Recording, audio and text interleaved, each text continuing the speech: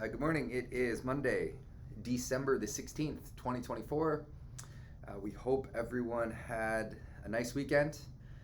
If you're in the Charleston area, the weather over the weekend was just so beautiful. Just my favorite kind of weather. You can just put on a little sweatshirt and sit outside with a breeze, 60, 65. I think yesterday it got up closer to 70, but just beautiful to play a little baseball with the kids, a little t-ball.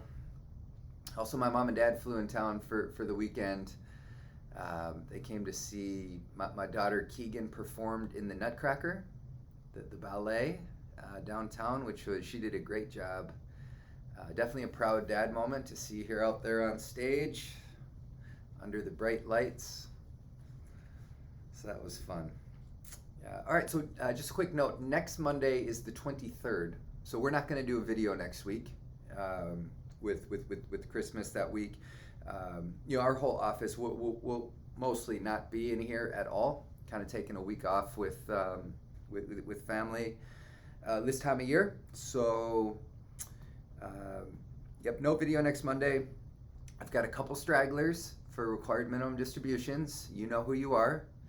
All right, so we'll be taking care of those this week. All right, and then so kind of for topic this week, just want to touch on so some of this recent economic data that we have received. I think it's going to make the Fed's interest rate decision a little bit more difficult, challenging than maybe it looked a couple weeks ago. All right, so and this largely hinges on inflation. Okay, we all remember what that looked like in 2022 and for parts of 2023. Just that rate of change with inflation, with groceries. I mean, just really out of control. And so, last week's number, CPI, comes in at 2.7%, which was a little bit high. That's a year-over-year number, a little bit higher than expected. I think the more concerning component, if you look at the trend of the month-over-month, okay, so, and to put it in context and perspective, like in the summer, kind of the month-over-month rate of change was like 0.1, maybe kind of ticking up to 0.2, that month-over-month change. Last week it showed, for the month of November, it's a touch above 0.3 now. Okay, so that's been trending higher. You also saw the producer price index come in a touch higher than expected. So there's just kind of some of these trends, these underlying trends are a little bit concerning with inflation. All right, and then you pair that with the fact that the employment figure, still seems to be really, really strong.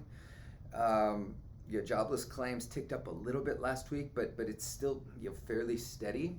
All right, so it's like, no one wants inflation to come back, right? And we have rates high. The market's still pricing that there will be a 1/4 point rate cut this week. So that's probably what's going to happen. At the same time, I certainly wouldn't be shocked if they decided not to cut rates at the meeting this week.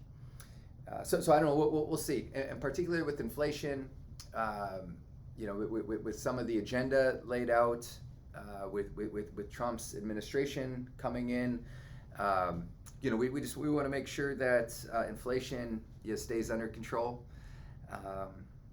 But most importantly, again, next week, we want to wish everyone a very Merry Christmas and happy holiday season to everyone, and Happy New Year. We just feel so blessed to be able to help a lot of wonderful families, and so we hope everyone has a wonderful Christmas season here, and we look forward to touching base with everyone shortly after the new year. A lot of obviously a lot of tax heavy things come in, and I'll touch on that in the quarterly newsletter that'll go out in the next little bit here. But again, like 1099 letters, RMD, required minimum distribution plans for 2025. We're gonna begin tackling like we always do right at the beginning of the new year. Just want to make sure everyone's kicking things off on the right foot. So questions, comments, concerns, please don't hesitate to reach out to our team. And we look forward to talking with you soon. Thanks.